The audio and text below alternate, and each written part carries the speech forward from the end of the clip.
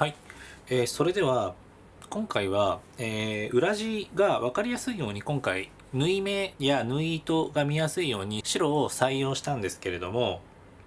白の、裏地が特に分かりやすいので、透け防止の加工が入っているとどれぐらい違うかっていうのも、一緒に見れたらいいなと思ってこちらを撮影しています。こっちの山袖、大袖と言われるものの袖の裏地は、一般的なポリエステル系の裏地になります。で、見ていただくと分かると思うんですけれども、白でも下のこの裁断用のビニールマットが透明なんですけれども、1枚にすると顕著にちょっと下の色が見えるかなと思います。で、この下袖、小袖と呼ばれる方は生地の関係で、別の白い裏地を使ったんですけども、こちらは透け防止加工が入っているものです。同じ白でもだいぶ印象が違うと思います。こんな感じで、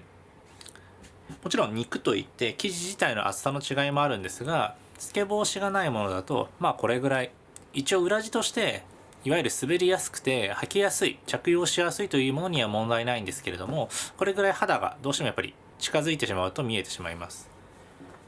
こちらの場合、もちろん白なので透過はしてしまうので全く見えないっていうのはやはり物理的に難しいところもあるんですけれども、比べると全然違うと思います。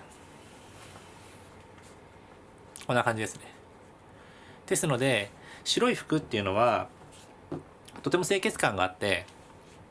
見た目もクリーンで華やかな印象になるので、すごい使われる洋服の素材ではあるんですけれども、裏地一つ、気をつけて選んであげることで、これぐらいやはりインナーに着ているものとかの色付けが気になる場合もあると思いますので、必ず、生地の裏地につきましては、特に白の場合は、生地表地が透けてしまうっていう場合にはこういった、